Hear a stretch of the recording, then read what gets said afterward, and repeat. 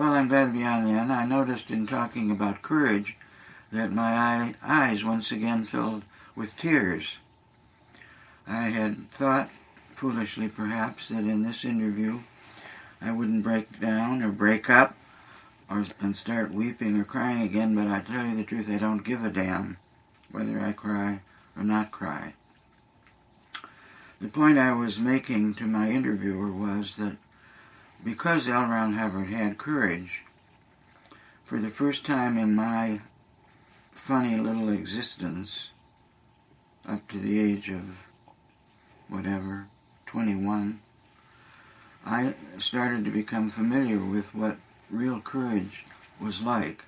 Prior to that, I don't know that I was an enormous coward, but I was probably closer to being a coward than I was to having the kind of courage where you easily dump your body for an idea.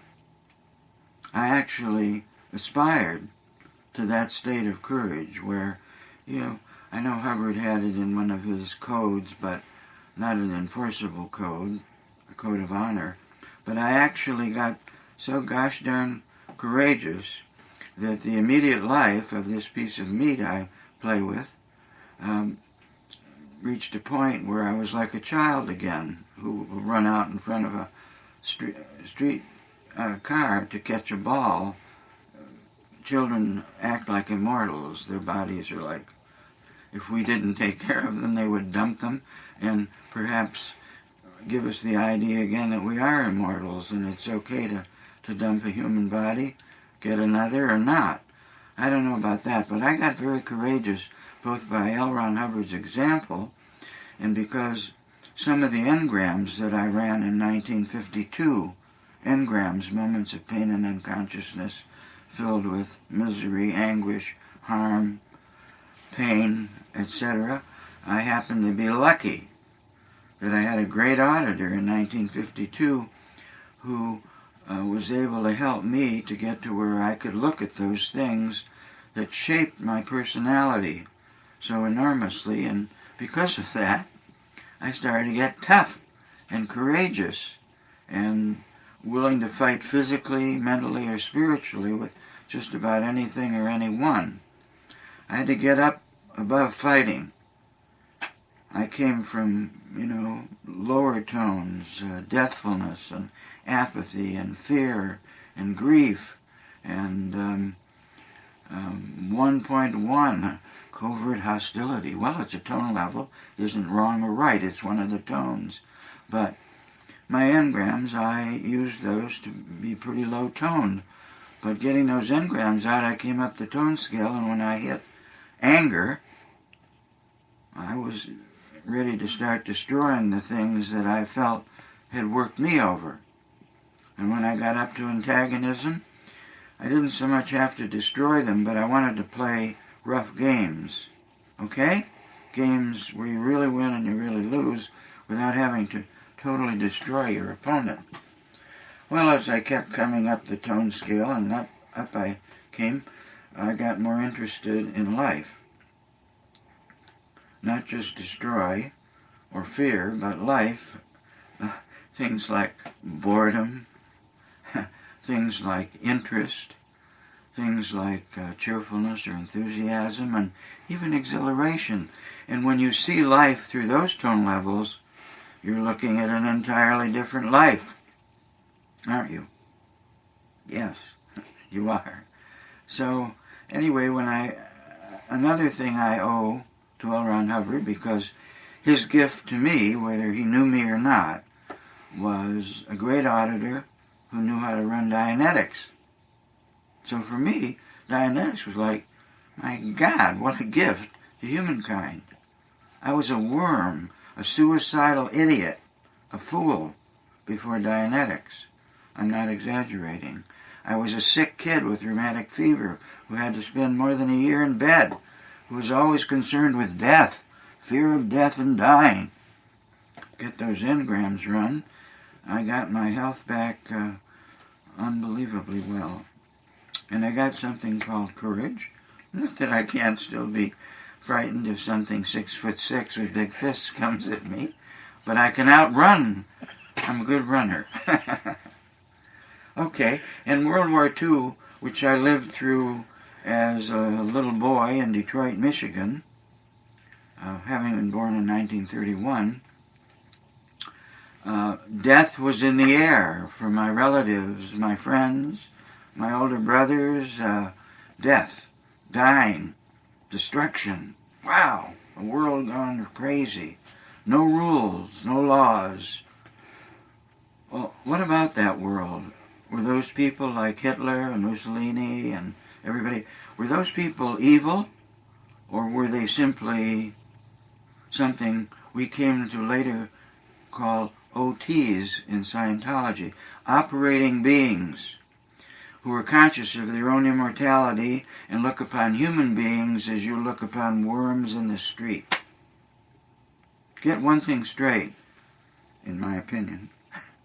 This is not necessarily the truth, but my understanding, the one that I have either evolved or come to understand through direct observation over the 8 decades that I've lived on this planet, is that an operating thetan, which is just another way of saying a spiritual being who is conscious of being a spiritual being and who can use the forces and abilities that are available to a spiritual being, which are far in excess of a human being.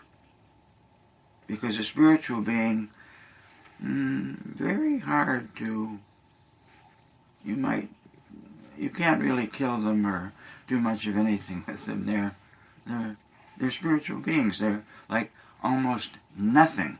You can't get a hold of one and squeeze it unless it becomes something that you can get a hold of and squeeze, and it's being that something. The Greeks had it taped. They knew about the gods that looked down on the creations of human beings and thought, boy, isn't that wonderful? They experienced death, pain, love, sex, all these emotions, and they get to live and they get to die, and all the things we gods can't do. We're running around being immortal. So, what do you say? We go down and pick up human bodies and mate, male and female, and start living as human beings because we get a chance, first and foremost, to die. You don't know what it means not to be able to die. Eternal life? Eternally conscious? Eternally alive? No, we want to learn to die, and another great thing is to feel pain. To feel something. To feel pain, happiness, love, death, illness, joy, sorrow, the heights of and the lowest and the highest of all the tones. So, yes, so OTs. An OT is a spiritual being that can create great effects in the world, effects that are visible. And one of them is to say, I am going to conquer the planet Earth. If I have to kill 200 or 300 million people to do it, so what? They breed like germs. Don't worry about it. There's no shortage of them and never will be, unless I say so. So yes, we're going to kill and destroy and do whatever we have to do, and we'll be thought of as being very, very evil. And the other OTs, who are going to have to do the same thing, going the other direction, will be thought of as good and kind and fine. Take away all moral judgments of good and evil, right and wrong, when you start talking about OTs. An OT is simply someone who can do something big, create enormous effects, and things like living and dying doesn't mean a thing. If what you want is a world that is run by Germany, doesn't matter how many people you kill or make suffer, or, oh, it's so terrible, it's so evil, how could anyone do that? Hitler was crazy and was horrible. But of course, by human standards, all those things are true. But for an OT, it means nothing.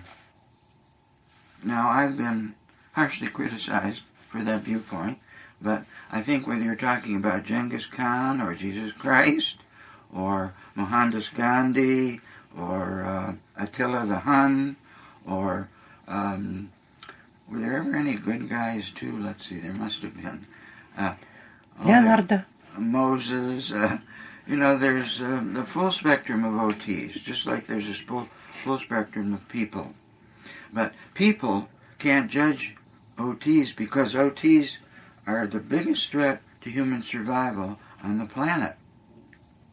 Because they don't have anything about, oh, all life is important. We must save every human body. Nothing must die. We must overpopulate the planet. Nothing must... They don't think that way at all. That's strictly for OTs that are stuck being human beings to the fullest, which is a lot of fun, by the way, and who see any threats to human survival, meaning the body is everything, as being horrible and evil. But that's not the code of an OT. Okay, I sound like I know what I'm talking about, and there may be some possibility that that is the case, but not necessarily. And I have to thank anyone that's listening to this for listening to it, and possibly finding something, who knows what. But anyway, I'm going to take another short break and give my interviewer a chance to recover from this onslaught. And then I'm going to talk about a much different topic having to do with the subject called HELP. 1958, HELP Clear. And I thank you so far.